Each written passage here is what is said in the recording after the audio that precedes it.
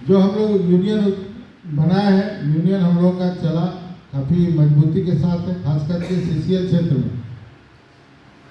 मैं आप लोगों से यही कहूँगा कि अभी कोयलांचल क्षेत्र सबसे ज़्यादा सीसीएल तो हम ही लोग के क्षेत्र में, मेरे संसदीय क्षेत्र में, बड़कागांव विधानसभा क्षेत्र में और मांडू विधानसभा क्षेत्र, तो और थोड़ा सा कहीं पिपरवार एरिया जो दूसरा क्षेत्र चला जाता है, लेकिन फिर भी मैक्सिमम एरिया हम लोगों के बीच में आता है और हम लोग सबका काम करते हैं। कोई भी आता है यूनियन के नाम पर, जनप्रतिनिधि हैं, सांसद हैं, तो सभी लोग आते हैं, सभी लोग काम करवाते हैं। लेकिन ग्राउंड लेवल पर जो आप हमारे प्रतिनिधि हैं, हमारे पदाधिकारी हैं, तो आपसे हम यही रिक्वेस्ट करेंगे, क्योंकि कर्मचारी है तो कर्मचारी को संरक्षण देना हम लोगों का दायित्व बनता है। यदि कोई मजदूर है, कोई अधिकारी, इस प्रकार से कई अधिकारी, कभी कभी कोई अधिकारी इतने बदमाश होते हैं कि वर्कर लोग को काफ़ी परेशान करते हैं, ना चाहते हुए भी काम करने वाले लोगों को भी परेशानी होती है।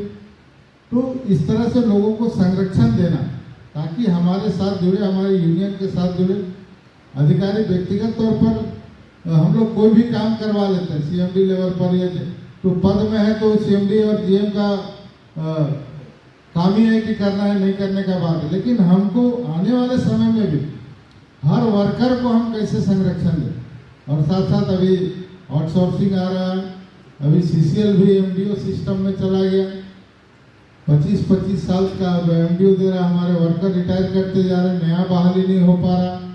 तो ये सारी चीज़ें हैं अभी हमारे पास, कुछ और भी ज़्यादा परिवर्तन होने वाला है, लेकिन समय के हिसाब से होगा। लेकिन हम लोगों का अभी संगठन है, कोयलांचल क्षेत्र में भी है, तो बेरमो है, बीएनके है, कठारा है, इन सब जगहों पर भी जो हमारे पदाधिकारी हैं, मैं आप लोगों से यही कहूँगा कि जब भी जीएम लेवल का जो वर्कर का जो मामला होता है, हमेशा किसी का ट्रांसफर का रहता है, कुछ रहता है, तो हम तो किसी को तो ना आज तक बोले भी नहीं है, सबका काम किया। फिर भी हम यही कहेंगे कि मेंबर के रूप में आप लाइए, आप लेके आते हैं तो उसको आप मेंबर बोले में नहीं, आपको पहले हमारा मेंबर बनना पड़े, तभी काम हो पाए। तो ये सब चीज़ होना चाहिए, ताकि आखिर हम आपका, आप मेरा आदमी है ही नहीं तो हम आपके लिए क्यों परेशान है, जो हमारा आदमी उसके लिए हम काम करें। तो बीसीसीएल क्षेत्र में भी संगठन मजबूत हो, चूँकि बीसीसीएल में भी काफ़ी वहाँ कोयला का उत्पादन होता है और यहाँ सीसीएल में भी, तो इसलिए हम यही कहेंगे कि आप लोग महाधिवेशन का भी तैयारी कीजिए।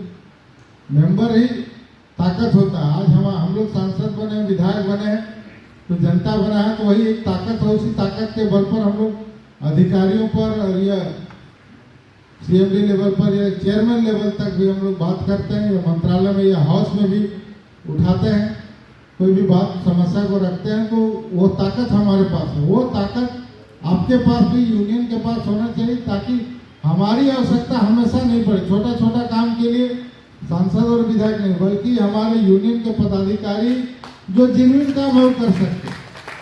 जब आपके लेवल से नहीं हो, जहाँ नहीं हो पा रहा है, वहाँ पर संरक्षण हम लोगों का रहेगा, विधायक जी का संरक्षण रहेगा, तिवारी जी का रहेगा, रोशन भैया का, हम लोग तो है। इसलिए हम चाहेंगे कि आप लोग मेहनत कीजिए, मेंबरशिप बढ़ाइए, काम करके लोगों को प्यार से बढ़ाए। आखिर हमको तो नहीं लगता कि किसी भी काम के बल पर, बहुत से लोग को तो देखते हैं कोयलांचल क्षेत्र में लोग काम करने का भी लोग मजदूरी उठा लेता है, और यूनियन में दबाव डालकर भी यूनियन में कहता है कि नहीं, पहले अधिकारी लोग भी कुछ बदमाशी करता है कि नहीं, उस यूनियन का मेंबर बनी, उस यूनियन का मेंबर बनी। तो ऐसे लोगों को आप चिन्हित कीजिए, हम लोगों को बताइए। और साथ साथ अभी जो एमडीओ आ रहा है, आउटसोर्सिंग आ रहा है, उसमें भी जो हमारे मजदूर हैं, जो ऑल इंडिया भी रेट फिक्स किया हुआ, अभी भी वहाँ शोषण हो रहा है। मजदूरों को कुछ साइन कराया जाता है, कुछ पेमेंट दिया जाता है, उनको हक नहीं मिल पा रहा। तो उन सब चीज़ों में भी अब धीरे धीरे हम लोगों को असंगठित मजदूर में भी, क्योंकि कहीं ना कहीं कोयला उत्पादन में वो लोग लगे हुए हैं, तो वो भी हमारे एक सदस्य, एक मेंबर है, उनके बारे में भी हम लोगों को चिंता करना चाहिए, क्योंकि कोयला से ही हमारा भी भविष्य है, हमारे आने वाले बच्चों का भी भविष्य उसी पर निर्भर करता है। यदि हमारा ही भविष्य सही नहीं रहेगा तो आने वाले बच्चों का भविष्य क्या रहेगा। तो इसलिए हम चाहेंगे कि आप लोग चिंता कीजिए, रात दिन आप लोग रहते हैं और हमारी आवश्यकता है विस्थापित मुद्दे को लेकर भी हम लोग यहाँ से लेकर लोकसभा में भी प्रश्न उठाए और बहुत हक मिला भी। आज तक विस्थापितों को कोई प्रमाण पत्र नहीं मिल पाया था कि हम विस्थापित हैं, सिर्फ वर्ड एगो था।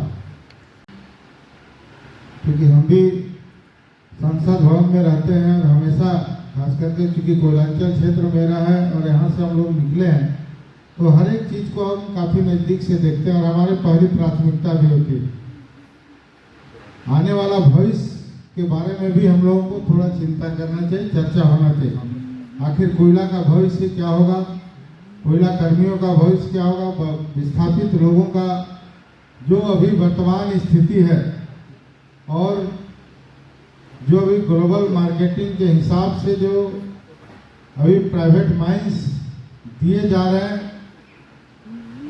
छोटे छोटे यूनिट को ओपन ऑक्शन भी हो रहा है। तो आने वाले समय में क्या स्थिति होगा इसके बारे में भी हम लोग थोड़ा चर्चा कर रहे हैं।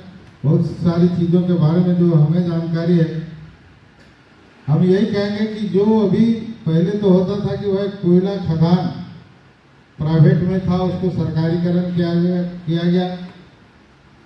उसके बाद अब फिर से यही नौबत आ गया है कि अब हम सरकार को क्या मजबूरी हो रही है कि भाई सरकारी खदान को भी अब प्राइवेट में देना पड़ रहा, लोगों को देना पड़ रहा है। छोटा छोटा खदान भी हम लोग पहले सोचते थे कि पत्थर का लीज लेना सबसे आसान होता था, लेकिन अभी कोयला का लीज लेना सबसे आसान हो गया, पत्थर का लीज लेना महंगा हो गया। अभी ये स्थिति है।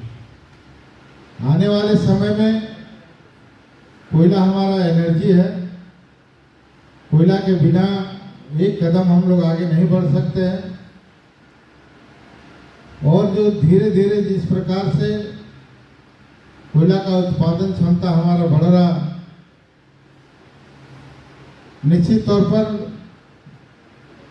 सोलर एनर्जी भी हम लोगों के बीच में आ रहा है, काफ़ी तेजी से काम हो रहा है। सोलर एनर्जी यदि आएगा तो हमको निश्चित है कि कोयला का भी डिमांड हमारा धीरे धीरे आने वाला 50 साल के बाद हमको लगता है कोयला का जो उत्पादन है उसको हम लोगों को और धीरे धीरे कम करना पड़ेगा या उसका उपयोगिता नहीं रहेगा। तो उस समय क्या होगा इसके बारे में भी हम लोग कभी कभी बैठते हैं तो यह डिस्कशन होता है।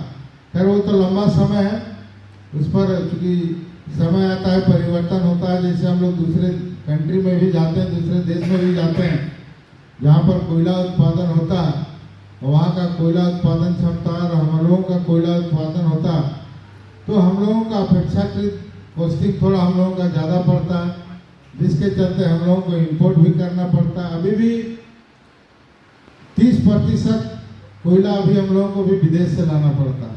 इतना कोयला भंडार होने के बावजूद भी हम लोगों को 70% हम लोग उत्पादन करते हैं, 30% कोयला स्टील ग्रेड का कोयला जो है अभी भी हम लोगों को विदेशों से मंगाना पड़ता है। हमारा पैसा दूसरे देश में जा रहा है। तो उत्पादन क्षमता को और बढ़ाना है। ऑस्ट्रेलिया जैसे जगह पर आप जाइएगा जहाँ से कोयला आता है, वहाँ का कोयला का उन लोगों का व्यक्तिगत जो अपने कंट्री का है वो 0 हो चुका है खर्च, वो मैक्सिमम एक्सपोर्ट ही कर रहा है। अब उनके चूँकि सोलर एनर्जी उनके यहाँ सारा चीज़ हो गया है, जो भी बिजली उत्पादन होता है वो उसका वैकल्पिक व्यवस्था लोगों ने किया।